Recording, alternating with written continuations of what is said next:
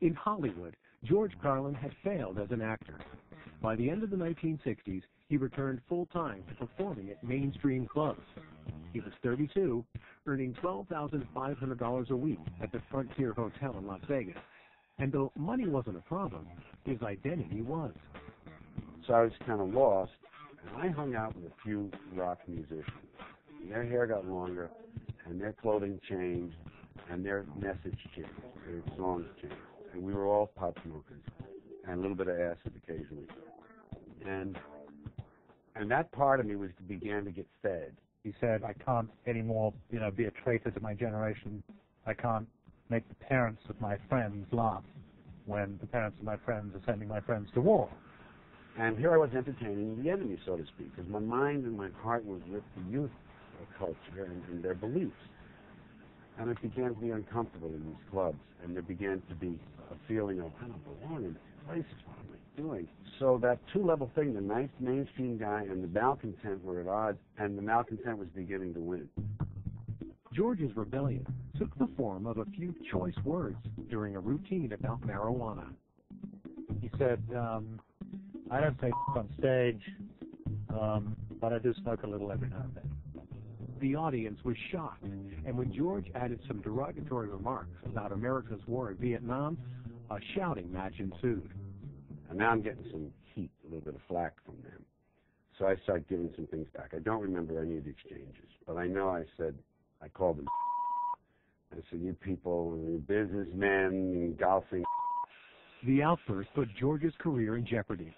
He could toe the nightclub line and keep his $12,500 a week contract, or he could risk everything and follow his conscience. In the end, he decided it was time to change his act.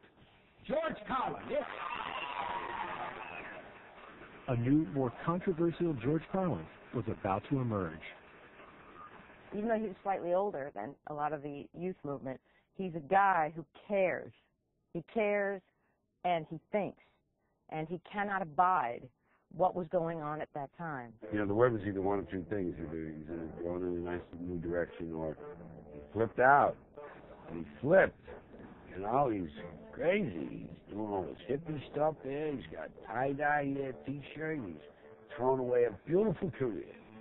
Carlin's mother, Mary, was one of those who thought he had flipped out. Even at the best of times, the 65-year-old woman had rarely given her son the unqualified acceptance he had wanted. And here's the deal on my mother. All during these nice years, when my hair was short and I wore a suit and tie, she was fine. Star's mother, or budding Star's mother. Then I go this other way.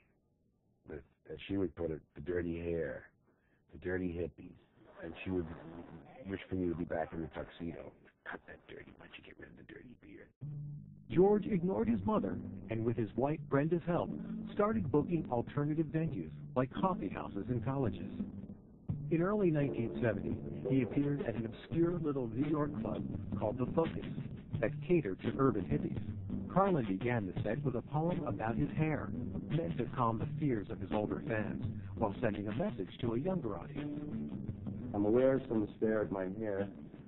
In fact, to be fair, some really despair of my hair. But I don't care, because they're not aware, nor are they debonair. In fact, they're just square. They see hair down to there, say beware, and go off on a tear. I say no fair. In June of 1971, George stepped onto the stage of The Bitter End and began his set. The material served as a bridge between the old Carlin. It's 8 o'clock in Los Angeles. It's 9 o'clock in Denver. It's 10 o'clock in Chicago. In Baltimore, it's 6:42. Time for the 11 o'clock report. And the new. We have all these drugs available to us. That's why there's a drug problem, man. There's all those drugstores. Every 3 or 4 blocks. Drugs. Open all right. Drugs. We deliver. Drugs. Cut rate. Drugs. The biggest thing on this side.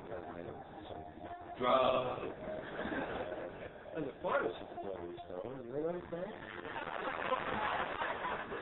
Check his eyes. He's experimenting with something. How come he can never fill a prescription right away, you know? He always gives that credit come back in about an hour, man. I can't even read it.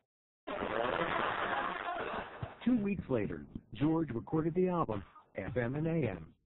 The album went gold and won a Grammy for Best Comedy Album.